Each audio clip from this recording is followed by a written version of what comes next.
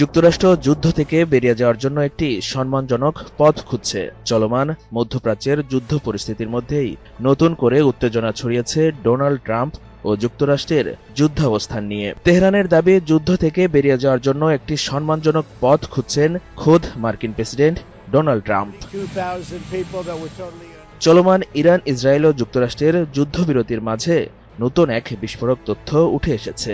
বর্তমানে যখন যুক্তরাষ্ট্রের সঙ্গে ইরানের প্রতিনিধিদের পাকিস্তানে দ্বিতীয় দফা শান্তি আলোচনা শুরু হতে যাচ্ছে, ঠিক তখনই তেহরান দাবি করেছে যুক্তরাষ্ট্র আর যুদ্ধ চালিয়ে যেতে পারছে না।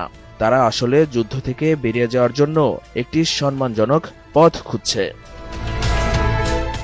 এখন পিরিয়ড হোক রেগুলার বা হেভি, প্রয়োজন মতো কনফিডেন্স আছে রেডি। Play with confidence.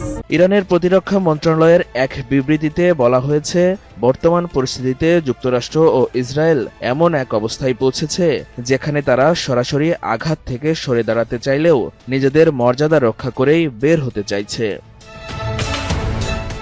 ওই মুখপাত্র আরও বলেছেন, আমাদের সামরিক সক্ষমতা আজ প্রভাবশালী শক্তিতে পরিণত হয়েছে এবং শত্রুপক্ষ বর্তমানে যুদ্ধের যে চোরাবালিতে আটকা পড়েছে সেখান থেকে মানসম্মান নিয়ে বাঁচিয়ে পালানোর পথ খুঁজছে।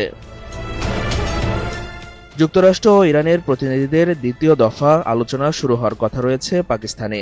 এই আলোচনায় অংশ নিতে ইতোমধ্যে ইরানের পররাষ্ট্রমন্ত্রী আব্বাস আরাকচি নেতৃত্বাধীন প্রতিনিধি দল ইসলামাবাদে পৌঁছেছেন। অন্যদিকে মার্কিন প্রেসিডেন্ট ডোনাল্ড ট্রাম্পের প্রতিনিধি হিসাবে স্টিভ উইটকফ এবং জেরার্ড কুশনার ইসলামাবাদে যাচ্ছেন। যদিও ইরানের রাষ্ট্রীয় সংবাদ মাধ্যম বলছে, যুক্তরাষ্ট্র ও ইরানের প্রতিনিধিদের মধ্যে সরাসরি আলোচনার কোনো সম্ভাবনা নেই। শনিবার যুক্তরাষ্ট্র ও ইরানের মধ্যে আদৌ কোনো আলোচনা হবে কিনা সেটাও স্পষ্ট নয়। যুক্তরাষ্ট্র বলছে, প্রেসিডেন্ট ডোনাল্ড ট্রাম্পের পাঠানো প্রতিনিধি দল শনিবার ইসলামাবাদে পৌঁছাবে। অন্যদিকে ইরানের পররাষ্ট্রমন্ত্রী বর্তমানে ইসলামাবাদে অবস্থান করছেন।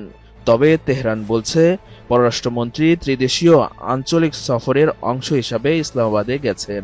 যুক্তরাষ্ট্রের প্রতিনিধিদের সঙ্গে তার সরাসরি দ্বিপাক্ষিক বৈঠকের সম্ভাবনা নেই। তবে বিশ্লেষকরা বলছেন, সরাসরি বৈঠক না হলেও এই কূটনীতিক তৎপরতা যুদ্ধের উত্তেজনা কিছুটা কমাতে ভূমিকা রাখতে পারে। এখন পিরিয়ড হোক রেগুলার বা হেভি, প্রয়োজন মতো কনফিডেন্স আছে রেডি। Play with confidence. বর্তমান বাস্তবতায় মধ্যপ্রাচ্যের পরিস্থিতি অত্যন্ত জটিল।